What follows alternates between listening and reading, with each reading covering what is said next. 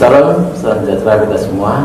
Swastiastu. Wassalamualaikum warahmatullahi wabarakatuh dan Om Namo Buddhaya. Perkenalkan Bapak Istimadi Artika sebagai Kepala Sekolah SMK Parisata Harapan Denpasar, dan yang terhormat Ibu Pemateri untuk kegiatan ekstrakurikuler KSPAN, dan juga Bapak Ibu Pembina serta adik-adik peserta yang ikut dalam acara kegiatan workshop di KSPAN ini. Bapak ucapkan selamat pagi, dan kepada anak-anak peserta, walaupun kita dalam keadaan yang harus online seperti ini ya, Bapak berharap kalian tetap semangat untuk mengikuti berbagai kegiatan dan berbagai informasi mohon disimak dengan sebaik-baiknya. Karena melalui kegiatan KSPAN yang sangat bagus ini, banyak informasi penting yang kalian akan dapatkan.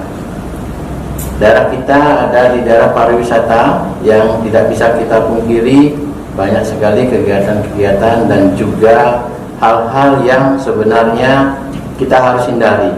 Tetapi kadang-kadang godaan akan membuat kita terjerumus. Sehingga waktu itu perlu kalian mendapatkan informasi-informasi penting, sehingga kalian tidak terjerumus ke dalam hal-hal yang tidak kami inginkan sebagai generasi muda. Nah, untuk itu teman-teman kalian akan memberikan berbagai informasi dan juga tips dan juga berbagai kegiatan positif, sehingga kalian bisa terhindar dari kegiatan yang tidak kita inginkan. Ya, jadi kami di SMK Parisata Harapan Denpasar sangat mendukung kegiatan ini, dan semoga kalian juga bisa ambil bagian. Kalian bisa menjadi fasilitator muda yang kalian bisa menyampaikan informasi-informasi positif kepada teman-teman kalian dimanapun kalian berada. Jadi dengan demikian kami berharap hal-hal penyakit masyarakat yang ada di lingkungan kita itu bisa segera kita lenyapkan. Untuk siapa? Untuk kita ya. Bagaimana kita membangun negara ini? Bagaimana kita menyiapkan generasi emas Indonesia sehingga negara kita bisa maju seperti negara lain? Siapa yang bisa untuk itu? Tidak ada yang lain, kalian semua. Kalian adalah generasi muda bangsa ini. Kalian yang harus menyiapkan diri. Kami hanya bisa membantu. Kami hanya bisa memberikan fasilitator kepada anak kalian.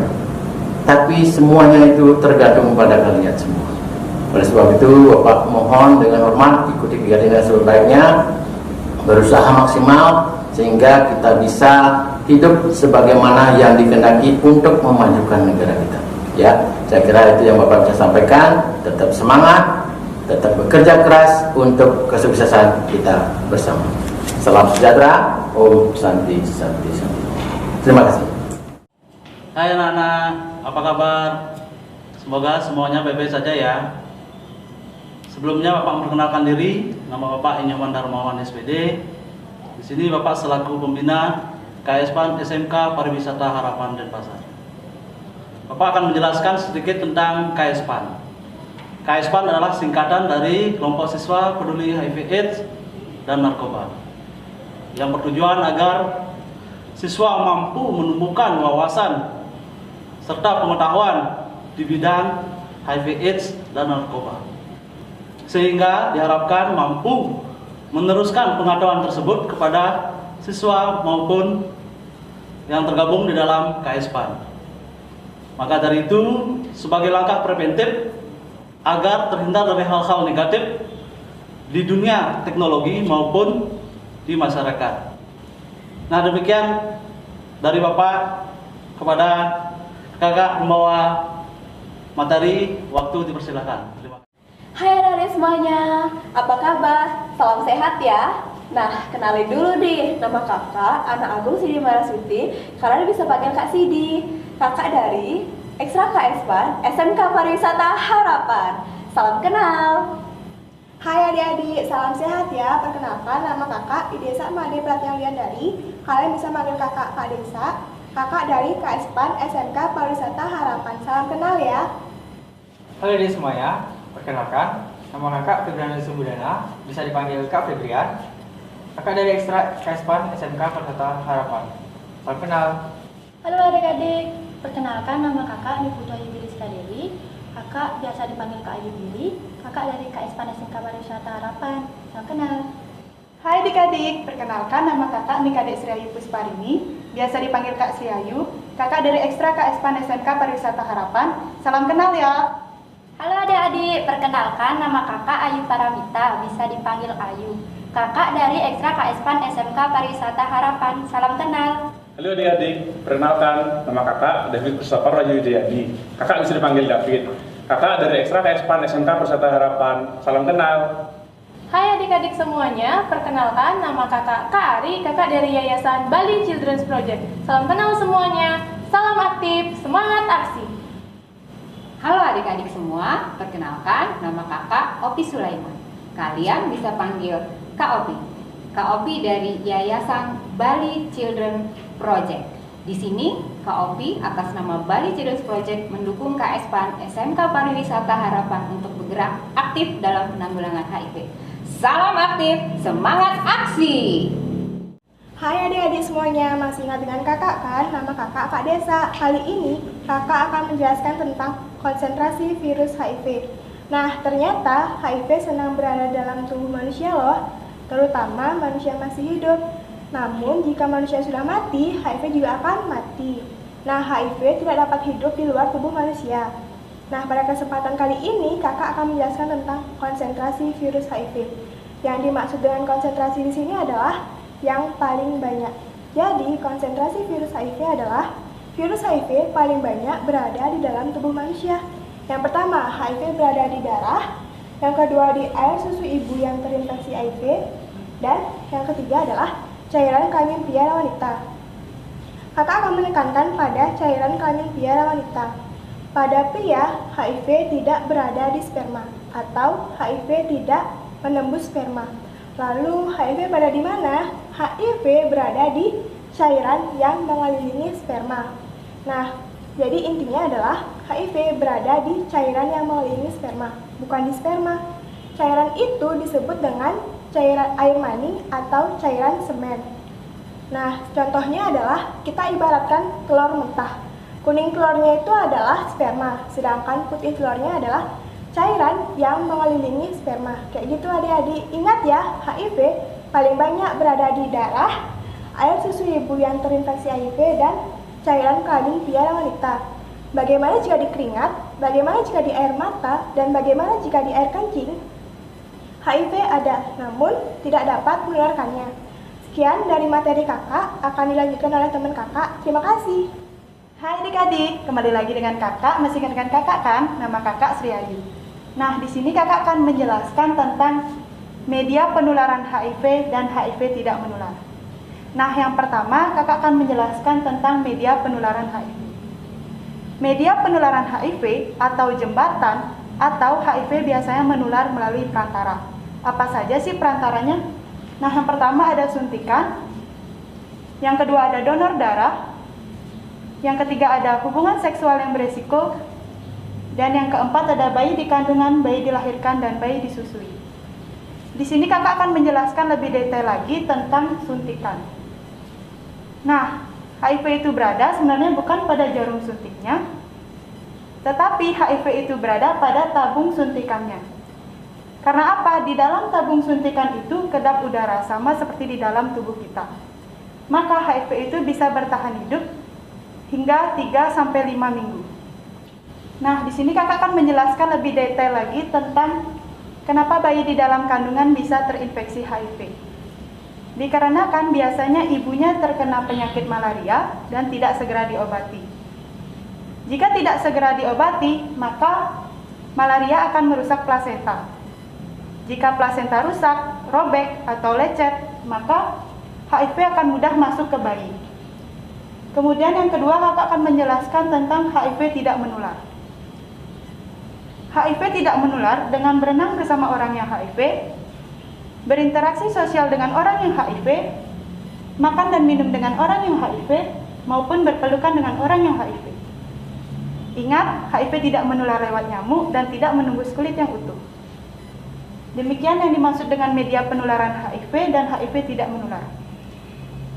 Demikian materi dari kakak, selanjutnya akan dilanjutkan oleh teman kakak. Sekian dan terima kasih. Halo adik-adik, masih ingat dengan kakak kan? Nama kakak Ayu Paramita. Nah sekarang kakak akan menjelaskan mengenai stadium HIV. Dulu stadium HIV memiliki istilah seperti inkubasi, awal, tenang, dan AIDS. Lalu seiring berjalannya waktu, istilah tersebut berubah menjadi asimptomatik, simptomatik, sakit berat, dan AIDS atau full blown. Nah sekarang WHO merubah istilah tersebut menjadi klinis 1, klinis 2, klinis 3, dan klinis 4 atau masih disebut dengan AIDS. Nah sekarang kakak akan menjelaskan mengenai fase inkubasi. Fase inkubasi atau tanpa gejala adalah orang yang terinfeksi virus HIV tidak menunjukkan gejala atau ciri-ciri tertentu. Dan memang orang yang terinfeksi HIV tidak menunjukkan gejala dan ciri-ciri tertentu. Sama halnya dengan orang demam. Kita tidak pernah tahu orang tersebut demam karena apa. Mungkin saja karena tipes, mungkin saja karena nyamuk demam berdarah. Nah, untuk mengetahuinya hanya dengan cara tes darah. Setelah dites darah, kita akan mengetahui apakah orang tersebut terinfeksi HIV atau tidak. Nah, di fase inkubasi dan fase awal ini, orang yang terinfeksi HIV terlihat biasa-biasa saja. Aktivitasnya biasa saja dan fisiknya juga biasa-biasa saja. Tetapi bedanya, di dalam tubuhnya sudah terinfeksi virus HIV yang dapat menular ke orang lain. Nah, dua fase terakhir yaitu fase tenang dan fase AIDS atau full blown adalah orang yang terinfeksi HIV sudah sering bolak-balik ke dokter atau ke rumah sakit. Bahkan ada yang sampai dirawat inap selama seminggu, 3 minggu, 3 bulan, bahkan setengah hidupnya dia harus dirawat inap. Nah, orang yang berada di fase AIDS yang terinfeksi HIV itu sudah menunjukkan gejala atau ciri-ciri tertentu. Contoh yang pertama yaitu TBC. Orang yang terkena TBC badannya terlihat kurus dan sering batuk-batuk. Nah, contoh yang kedua yaitu kanker. Orang yang terkena kanker rambutnya sering rontok dan kulitnya menjadi kering. Nah, itu adalah ciri-ciri penyakit yang dideritanya. Nah, di fase inkubasi ke fase awal, dari fase awal ke fase tenang, dan dari fase tenang ke fase AIDS, itu memiliki waktu yang berbeda-beda. Mungkin saja memerlukan waktu sekitar 5 tahun, 8 tahun, bahkan ada yang sampai 10 tahun. Dan itu tergantung pada kelemahan dan kekebalan tubuh masing-masing orang. Dan orang yang terinfeksi HIV yang berada di fase AIDS belum tentu harus meninggal. Bisa saja dan ada saja orang yang terinfeksi HIV yang berada di fase AIDS itu melewati fase ini dan menjalani hidup normal seperti biasanya.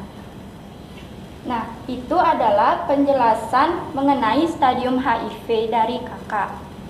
Ingat ya adik-adik, stadium HIV itu ada 4, yaitu inkubasi, awal, tenang, dan AIDS. Juga ada istilah yang tadi kakak jelaskan. Nah, sekian materi dari kakak. Materi selanjutnya akan dijelaskan oleh teman kakak. Terima kasih. Halo adik-adik. Nah, masih ingat kakak ya? Kali ini kakak akan membahas tentang pengobatan HIV. Nah, obat yang biasanya digunakan oleh penderita HIV itu adalah ARV. ARV adalah singkatan dari obat antiretroviral. ARV dapat meningkatkan sistem kekebalan tubuh dan juga menurunkan jumlah virus. ARV wajib diminum apabila jumlah CD4-nya itu kurang dari 200. ARV dapat mencegah infeksi oportunistik yang disebabkan oleh HIV. Dengan meminum ARV, orang yang terinfeksi HIV, jumlah CD4-nya akan kembali normal menjadi 500 sampai 1500. Dan juga ARV dapat membantu limfosit kembali normal menjadi 2000. ARV wajib diminum untuk seumur hidup. Orang yang mengkonsumsi ARV juga wajib melakukan tes jumlah virus untuk mengetahui apakah virusnya itu sudah tidak terdeteksi atau bertambah banyak. Dan juga orang yang mengkonsumsi ARV juga wajib melakukan tes CD4 untuk mengetahui jumlah kekebalan tubuhnya, apakah kekebalan tubuhnya itu menurun atau kembali normal. Dan juga orang yang mengkonsumsi ARV juga harus patuh 100%. Yang dimaksud patuh 100% itu 1. Tidak bolong-bolong, 2. Tidak terlambat, 3. Dosisnya harus tepat, 4. Caranya juga harus tepat, dan 5. Waktunya juga tepat. Harga. Dulu harga ARV ini 1 botol 1.800.000 hanya 1 bulan. Dan sekarang sudah disubsidi oleh pemerintah dan diletakkan di rumah sakit atau klinik-klinik yang sudah ditunjuk oleh pemerintah. Jadi ARV sudah gratis atau tidak berbayar. Demikian dari penjelasan kakak. Sesi selanjutnya akan dilanjutkan oleh teman kakak. Terima kasih. Hai adik-adik semuanya, mudah-mudahan masih semangat ya. Nah, ketemu lagi nih sama Kak Sidi. Kali ini kakak akan menerangkan tentang pencegahan HIV. Untuk mencegah tertular dengan HIV sebenarnya sangat mudah sekali. Adik-adik cukup mengingat ada 5 hal, yaitu ada A, B, C, D, dan E. Nah, kakak akan menerangkan yang pertama. Untuk A, abstinensia atau puasa seks.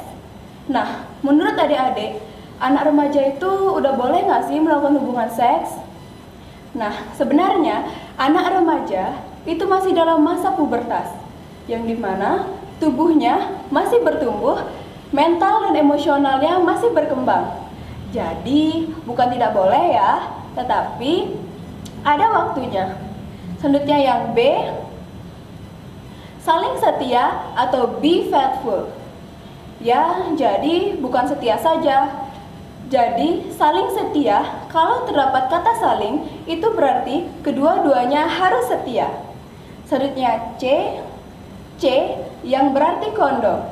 Nah, buat kalian yang sudah punya pacar, atau yang sudah punya istri, yang belum punya istri, yang sudah bersuami atau yang belum punya suami, atau yang masih jomblo, buat kalian yang mau melakukan hubungan seks dengan orang lain, sebaiknya menggunakan kondom ya, ingat. Lalu ada D, nah yang artinya ada don't inject dan don't drop. Don't inject yang berarti tidak menyuntikkan jarum yang tidak steril. Nah, sedangkan don't drop yang berarti jangan menggunakan narkoba. Karena ujung-ujungnya seseorang yang menggunakan narkoba, kalau sudah kehabisan uang, maka dia akan menjual dirinya. Nah, secara otomatis kalau dia sudah menjual dirinya, dia akan melakukan hubungan seks. Biasanya, seorang pecandu yang melakukan hubungan seks, maka dia akan lupa menggunakan kondom. Nah, secara otomatis, dia akan lebih berisiko terinfeksi dengan HIV. Selanjutnya ada E, yaitu education, yang artinya pendidikan atau didik. Nah, seperti kakak lakukan kali ini, kakak memberikan informasi kepada kalian. Itu berarti kakak melakukan education. Nah, seperti kalian juga yang mendengarkan kakak memberikan informasi, itu berarti kalian juga sudah melakukan education. Apalagi kalau kalian membaca buku, membaca majalah, membaca koran, searching di Google, atau berdiskusi dengan teman-teman kalian, itu berarti kalian sudah melakukan edukasi.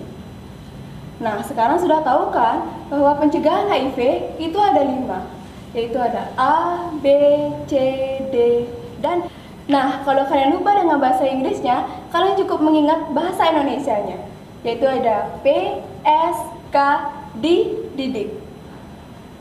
Nah, sekarang kalian sudah tahu kan bahwa pencegahan HIV itu ada 5, yaitu ada A, B, C, D, dan E. Kalau kalian sudah tidak melakukan seks bebas, sudah tidak menggunakan narkoba, sudah bisa melakukan edukasi, itu berarti kalian sudah melakukan pencegahan HIV. Nah, sekian dari kakak. Ingat ya, mencegah lebih baik daripada mengobati. Sekian dari kakak, selanjutnya akan dilanjutkan oleh teman kakak. Terima kasih. Halo adik semuanya, kembali lagi bersama kakak.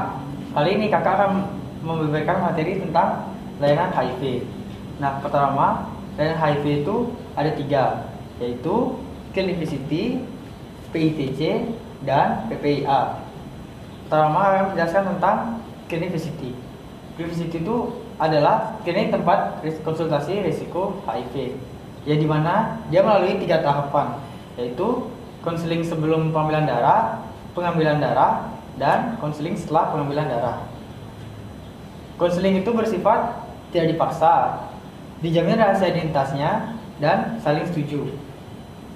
Selanjutnya ada PITC. PITC merupakan sebuah program dari layanan kesehatan yang terdiri dari rumah sakit, puskesmas, dan klinik swasta. Bila ada seorang dokter atau perawat yang mencurigai pasiennya tidak sembuh-sembuh dan tidak sembuh-sembuhnya itu dikarenakan kekebalan tubuh yang menurun, maka dokter atau perawat akan menyarankan pasien tersebut untuk tes HIV. Dan selanjutnya ada PPIA. PPIA merupakan kepanjangan dari pencegahan penularan ibu ke anak. Program ini ditujukan untuk ibu HIV hamil atau entah HIV hamil agar anak yang dikandungnya atau dilahirkannya tidak terinfeksi HIV. Ketiga program ini dapat diakses secara langsung. Jika ada orang yang ingin memeriksa status HIV-nya, maka orang tersebut akan pergi ke klinik VCT.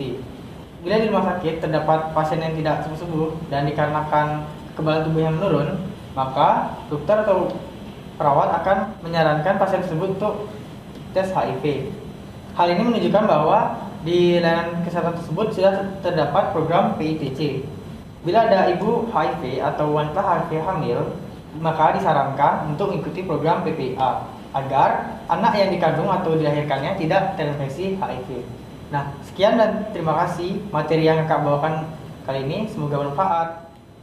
Halo adik-adik, ketemu lagi dengan kakak. Masih kan kakak kan? Nama kakak David. Nah, hari ini kakak membawakan materi tentang dukungan kepada ODA. ODA atau orang dengan HIV/AIDS biasanya mendapatkan stigma dan juga diskriminasi dari keluarga dan masyarakat. Nah, di sini diperlukan adanya informasi yang benar mengenai HIV agar keluarga dan masyarakat tidak lagi menstigma dan mendiskriminasi ODA.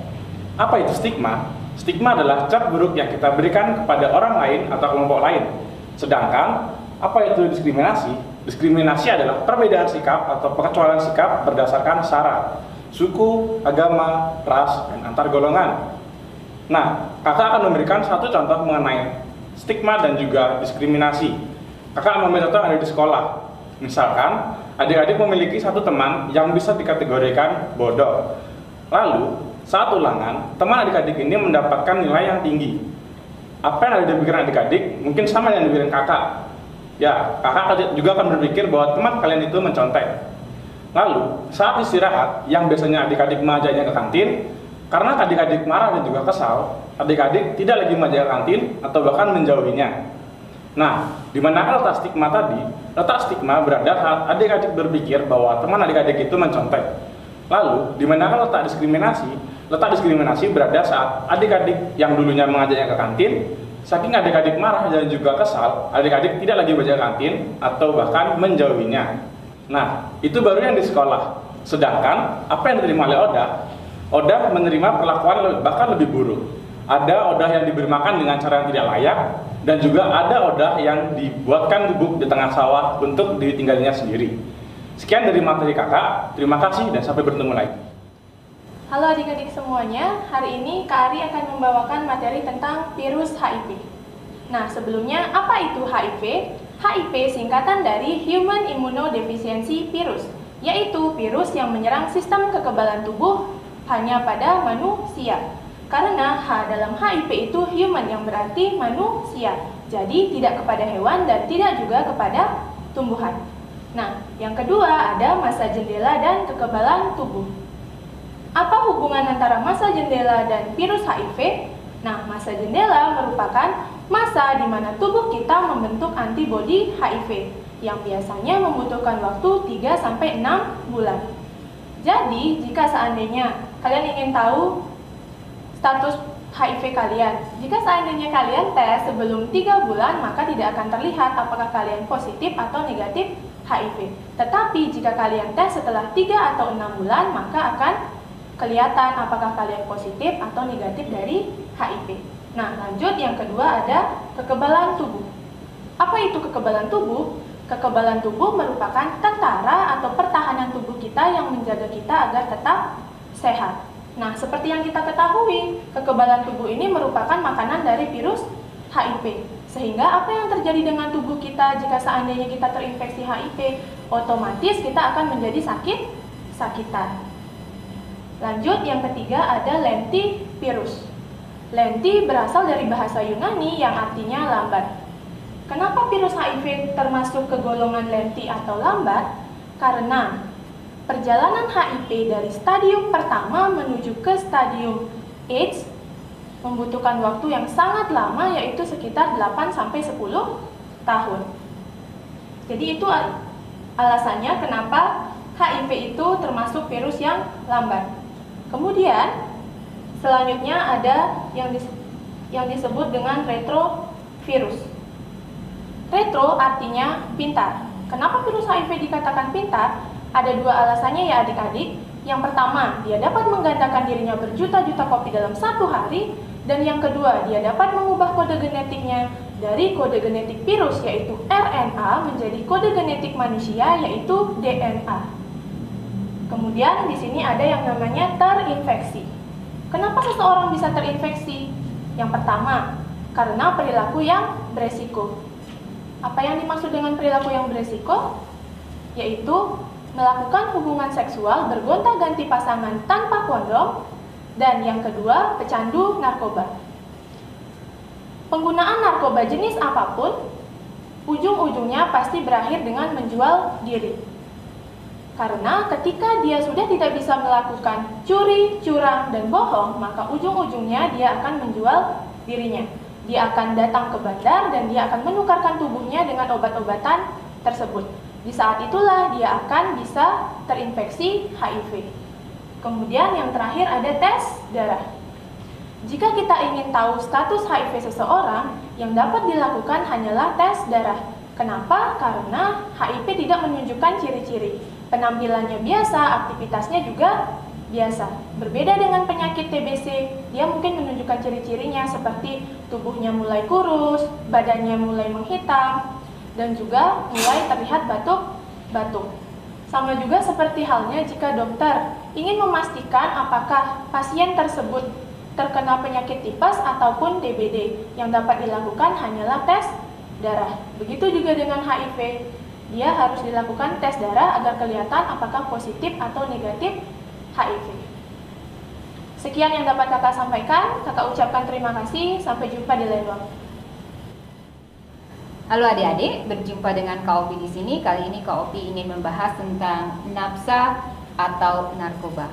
Adik-adik semua, nafsa dan narkoba kira-kira menurut adik-adik sama atau enggak?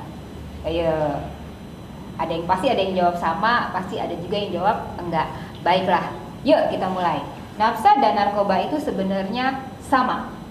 Dua istilah ini sama. Yang membedakan apa? Yang membedakan adalah istilah nafsa sering dipakai dalam dunia medis, sementara istilah narkoba lebih banyak dipakai istilahnya pada kepolisian, penegak hukum, atau bahkan masyarakat lebih banyak mengenalnya dengan istilah narkoba. Ya, apa kepanjangan dari masing-masing istilah ini? Yuk kita bahas.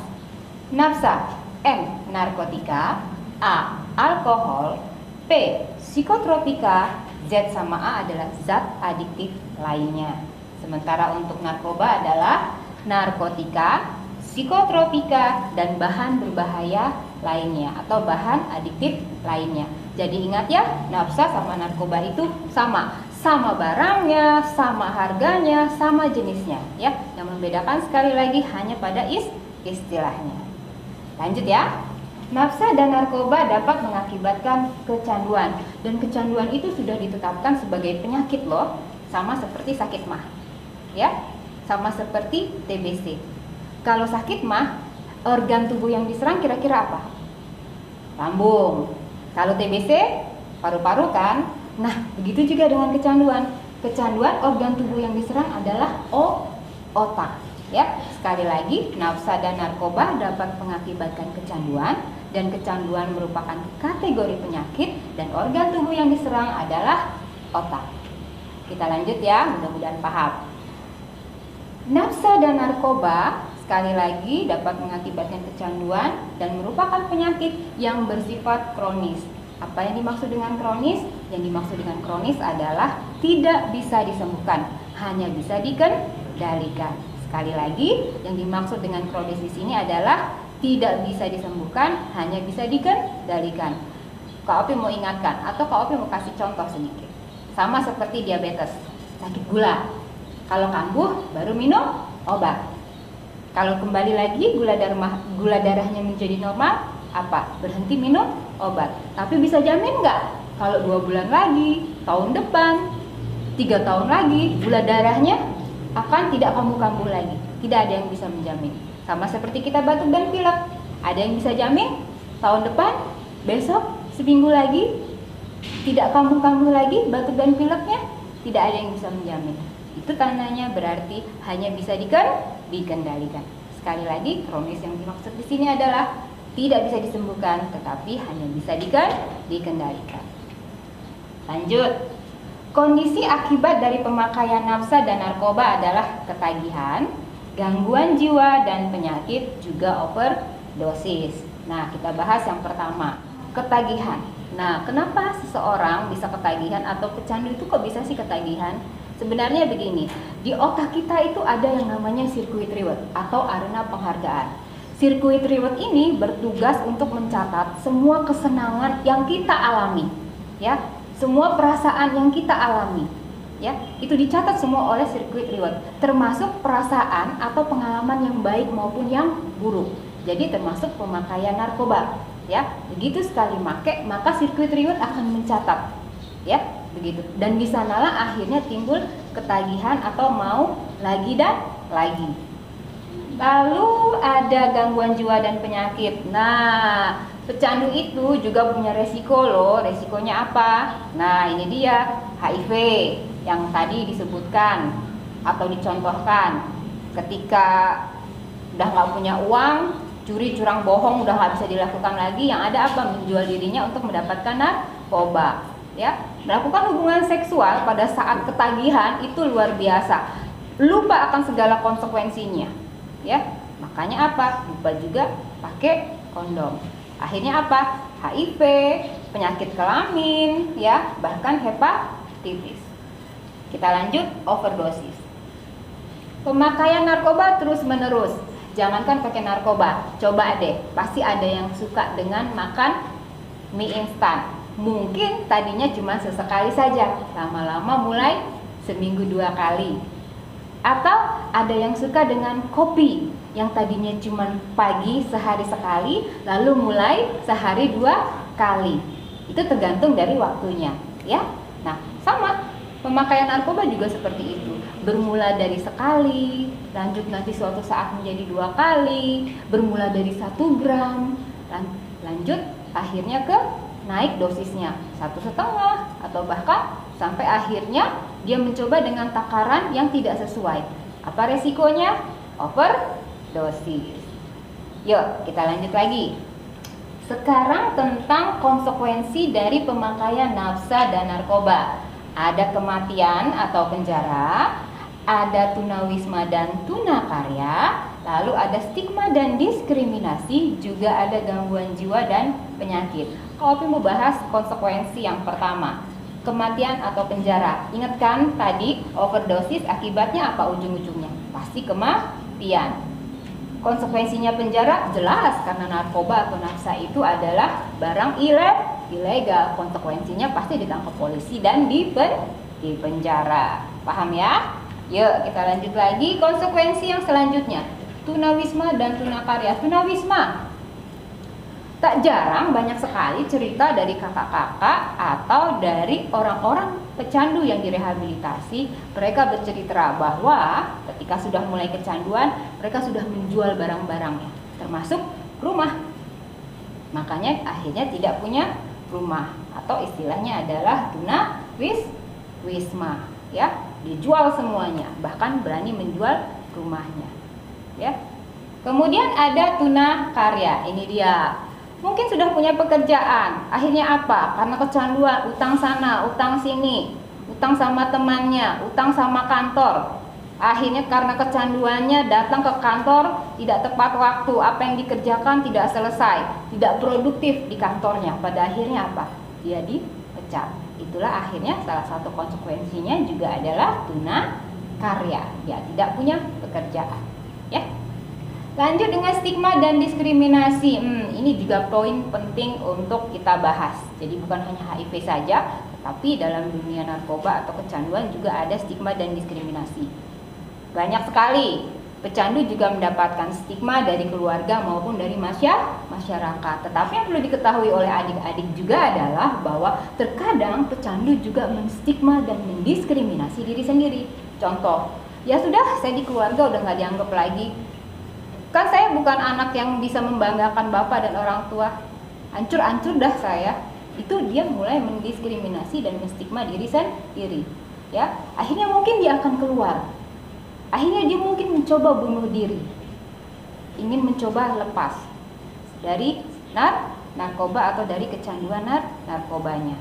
Ya, jadi stigma dan diskriminasi juga dialami oleh pecandu, dan stigma dan diskriminasi ini didapat dari eksternal maupun dari faktor internal, dari diri sendiri ataupun dari orang lain.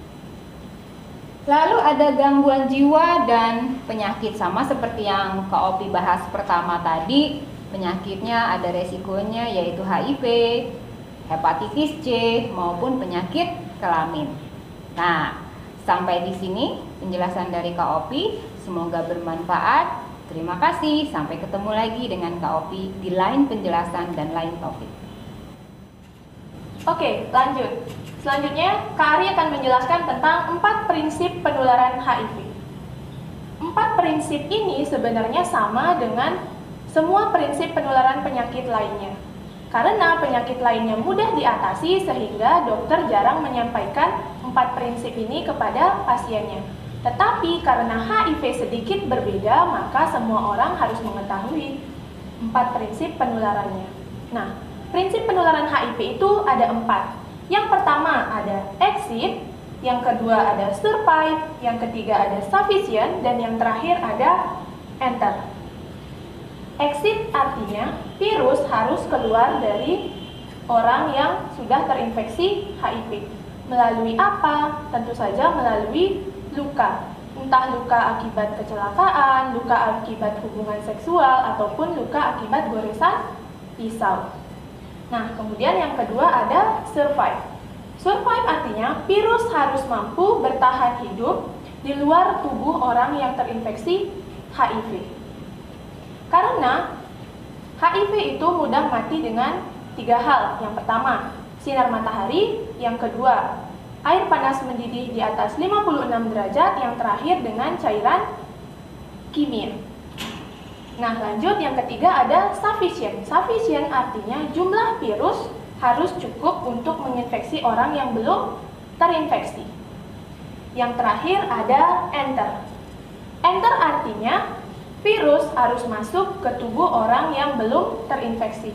Melalui apa? Kembali lagi seperti yang pertama, harus ada luka. Entah luka akibat kecelakaan, luka akibat hubungan seksual, ataupun luka akibat goresan pisau. Tapi ingat ya adik-adik semuanya, lukanya itu harus luka yang masih basah. Jika seandainya lukanya sudah mengering ataupun korengan, itu tidak akan dapat menularkan HIV. Nah, 4 prinsip ini harus terpenuhi semuanya. Jika seandainya hanya exitnya, survive, dan sufficientnya saja yang terpenuhi, maka tidak akan dapat menularkan HIV. Jadi, ketika exit, survive, sufficient, dan enternya terpenuhi, barulah bisa menularkan HIV. Nah, jadi diingat ya adik-adik semuanya, prinsip penularan HIV itu ada 4. Yang pertama ada exit, ada survive, ada sufficient, dan yang terakhir ada enter. Sekian yang dapat kakak sampaikan, kakak ucapkan terima kasih, sampai jumpa di lain waktu. Baik, sekarang kita lanjut lagi tentang penggunaan nafsa. Mudah-mudahan tidak lupa ya dengan perbedaan nafsa dan narkoba tadi. Kita lanjut kepada penggunaan nafsa. Efek dari penggunaan nafsa itu sekitar 3-8 jam ya. Sekali lagi 3-8 jam. Dan penggunaan nafsa itu akan mempengaruhi perasaan, perilaku maupun persepsi. Bagaimana sih yang dimaksud dengan mempengaruhi perasaan? Jadi tergantung dari narkoba yang dipakai. Misalnya yang narkoba yang dipakai adalah jenis stimulan. Itu Itu contohnya misalnya adalah sabu-sabu. Apa sih perasaan kalau orang pakai sabu-sabu itu? Maka dia akan merasa gembira, ya. Perasaannya akan merasa senang, happy selalu. Nah, ini contoh dari pemakaian yang mempengaruhi perasaan. Lalu mempengaruhi perilaku. Nah, Kak Opi ambil contoh di sini ketika pemakaian misalnya yang jenis heroin. Heroin itu sifatnya adalah menurunkan aktivitas syaraf otak. Untuk pemakaian heroin, perilakunya biasanya dia akan lambat, ya. Kemudian bicara juga pelan, lebih mudah mengantuk. Berbeda sekali dengan pemakaian stimulan atau sabu-sabu tadi. Kalau sabu-sabu dia akan terlihat lincah, ya, begitu. Kemudian suka bicara, ya. Tetapi kalau pemakaian jenis depresan seperti heroin, biasanya dia akan kebalikan dari stimulan. Pelan, diam, tenang, tidak suka bicara, biasanya seperti itu, dan cenderung malas, ya. Lalu ada persepsi. Nah, ini juga tergantung dari pemakaian jenis narkobanya, ya. Persepsi yang muncul. Hampir kebanyakan pemakaian narkoba apapun kalau sudah masuk ke kecanduan yang parah, maka seringkali terjadi salah paham atau salah pengertian, ya. Salah tanggap itu juga bisa terjadi, ya. Nah, kita lanjut kepada tahapan kecanduan. Tahapan kecanduan di sini ada 4, yaitu rekreasional, situasional, intensif atau reguler, dan terakhir adalah kompulsif adiktif.